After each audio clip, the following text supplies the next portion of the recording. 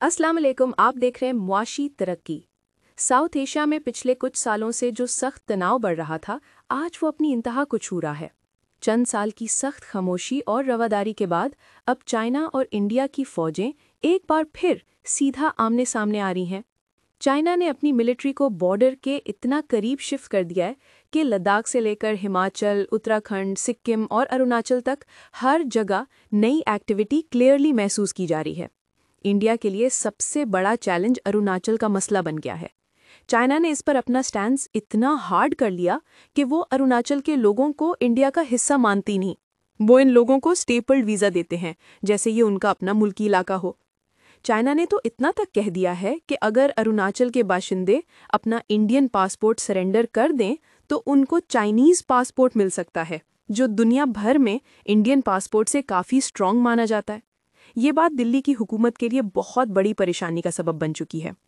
अब दूसरी तरफ इंडिया बॉर्डर पर अपना मिलिट्री बिल्डअप आमतौर पर बढ़ाता जा रहा है, लेकिन चाइना हर कदम को बहुत डिटेल से मॉनिटर कर रहा है। चंद साल पहले चाइना ने एक नई स्ट्रैटेजी इंट्रोड्यूस की थी, जिसमें असली मिसाइल सिस्टम्स और रेडार स्टेशंस की नकलें बलून टाइप रेप्लिकास की शक्ल में बॉर्डर पर लगा दी जाती थीं। सैटेलाइट के नज़रिए से असली और नकली का फ़र्क मिलना मुश्किल होता है। इंडिया को कई अरसे बाद पता चला कि जिन चीज़ों को वो रियल समझ रहा था, वो बस डीकॉज थे। अब इंडिया ने वही टेक्निक पाकिस्तान को कंफ्यूज करने के लिए इस्तेमाल की। मुख्तलिफ इलाकों में S-400 जैसी नकलें बलून सिस्टम्स इंस्टॉल कर दिए गए। प्लान ये था कि अगर कभी पाकिस्तान काउंटर स्ट्राइक करे तो असली टारगेट्स की जगह इन फेक सिस्टम्स को हिट करे। लेकिन चाइना और पाकिस्तान की इंटेलिजेंस एजेंसीज ने फ़ौरन इस ट्रिक पर पहचान लिया और इंडिया का सारा प्लान एक्सपोज हो गया। इंडिया जिस स्ट्रैटेजी को बहुत स्मार्ट मूव समझ रहा था, वो उल्टा उनके खिलाफ चली गई।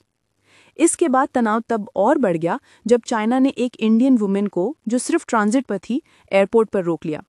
जब तक इंडियन एम्बेसी और फॉरेन ऑफिस ने डायरेक्ट इंटरफेरेंस नहीं की, उस औरत को रिलीज नहीं किया गया। इससे चाइना ने इंडिया को एक क्लियर पॉलिटिकल सिग्नल दिया है कि इस दफ़ा वो बिल्कुल भी सॉफ्ट अप्रोच नहीं अपनाएगा। इंडिया ने अब अपने रफाल जेट्स और रशियन डिफेंस सिस्टम्स को बॉर्डर के करीब तैनात कर दिया है, मगर चाइना के लिए ये कोई नई बात नहीं। चाइना के पास वो सिस्टम्स कई साल पहले से मौजूद हैं और चाइना और रशियन का डिफेंस कोऑपरेशन इतना गहरा है कि इंडिया इस लेवल तक पहुंच ही नहीं सकता। इंडिया लंबे अरसे से पाकिस्तान के खिलाफ मल्टीपल फ्रंट्स ओपन करने की बातें करता रहा, मगर अब हकीकत उलट हो रही है। अब इंडिया पर खुद दो तरफ से दबाव आ सकता है, एक पाकिस्तान की साइड से और एक चाइना की साइड से, जबकि अंदरूने मुल्क नॉन स्टेट ग्रुप्स का थ्रेट अलग। चाइना को अमेरिका और उसके एलाइज के प्रेशर का मुकम्मल एहसास है। अमेरिका खुद चाइना को डायरेक्टली चैलेंज करने से कतराता है।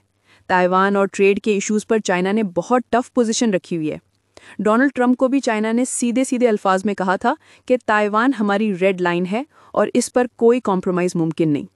जापान ने जब ताइवान केस में अमेरिका का साथ देने का इरादा दिखाया, तो चाइना ने फौरन अपने शेख यानी अपने टूरिस्ट को जापान जाना बंद कर दिया। इस एक कदम ने जापान की इकोनॉमी को हिला कर रख दिया। वो लाखों टूरिस्ट जब बंद हो गए तो होटल इंडस्ट्री, ट्रैवल और कॉमर्स सब चीख उठे। ये तमाम डेवलपमेंट्स एशिया में एक नई सूरत हाल पैदा कर रही हैं।